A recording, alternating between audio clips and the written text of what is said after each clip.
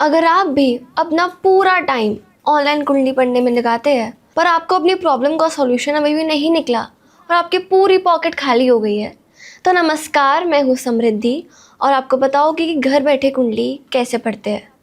तो आप कुंडली बनाने के लिए आप किसी भी बर्थ चार्ट कैलकुलेटर पे जाइए, वहाँ पे अपना टाइम, DOB, जगह, नेम, प्लेस, ये सारी चीज़ें डालिए और आपकी कुछ इस प्रकार से कुंडली बनकर आ जाएगी।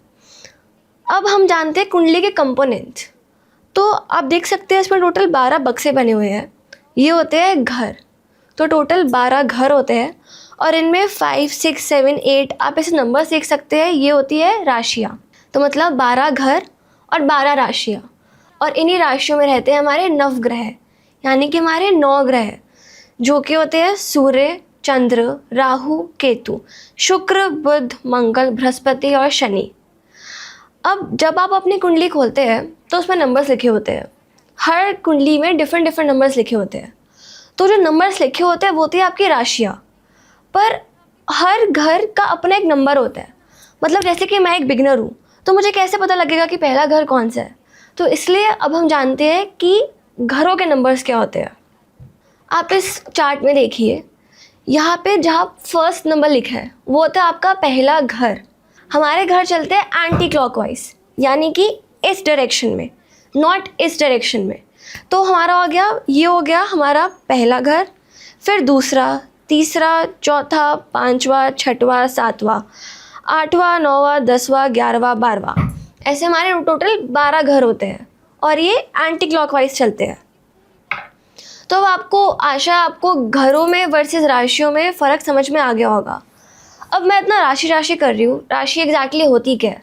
अब हम सबको पता है कि सोलर सिस्टम में बीच में सन रहता है और उसके आसपास ग्रह हमारे चक्कर लगाते हैं। तो एस्ट्रोलॉजर्स ने क्या किया, बहुत ही प्रिसाइसली जानने के लिए कि कौन सा ग्रह कहाँ बैठा है, उन्होंने पूरे सोलर सिस्टम को 12 भागों में बांट दिया। अब यही हमारे 12 भाग होते हैं हमारी राशियाँ। अब हम पढ़ते हैं राशियों के बारे में।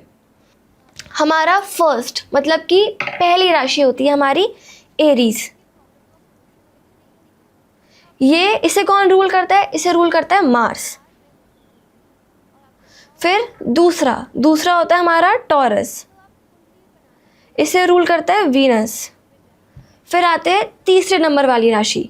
तीसरा मतलब हमारा होता है जेमिनाई। इसका स्वामी कौन होता है? मर्क्यूरी। फिर आते हैं हमारे चौथा नंबर कौन सा होता है? कैंसर, यानी कि कर्क राशि।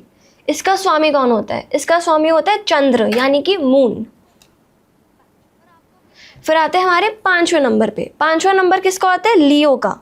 लियो मतलब सिंह। अब इसे कौन रूल करता है? इसे रूल करता है सन। फिर आते हैं हमारे 6th हाउस पे। 6th हाउस किसका होता है? हमारा वर्गो का, यानी कि कन्या राशि का। और इसका स्वामी कौन होता है? इसका स्वामी होता है मर्क्यूरी। फिर 7 नंबर लिब्रा। इसका स्वामी कौन सा होता है? वीनस। फिर आते हैं हमारे 8 नंबर। 8 नंबर होता है हमारा स्कॉर्पियो का, और इसका स्वामी कौन होता है? मार्स। फिर आते हैं 9th नंबर। 9 नंबर होता है सेजिटेरियस का, यानी कि जुपिटर का घर होता है ये। और 10 और 11, इन दोनों राशियों के स्वामी एक होते हैं, जो कि होते हैं शनि, यानी कि सैटर्न। पर 10 नंबर राशि किसकी होती है? 10 नंबर राशि होती है कैप्रिकॉर्न की। और 11 नंबर राशि किसकी होती है? ये होती है एक्वेरियस की।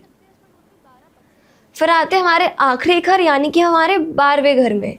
ये घर होता है पाइसेस का, और इसका स्वामी कौन होता है? जुपिटर। तो अब आपको कहीं पे भी एक नंबर राशि दिख जाए किसी भी घर में, तो मान लीजिए उस घर की राशि है एरीज और उस घर का स्वामी है मार्स। रिगार्डलेस वो पहले घर में, दूसरे घर में, तीसरे घर में। अगर मान लीजिए आपको 8वें घर में 1 नंबर या 2 नंबर मिला हुआ दिख गया, 8वें घर में 2 नंबर लिखा हुआ, मतलब कि उसकी राशि है, 8वें घर की राशि है टॉरस, और उसको रूल कौन करता है? वीनस, यानी कि शुक्र। तो आशा है आपको समझ में आया होगा।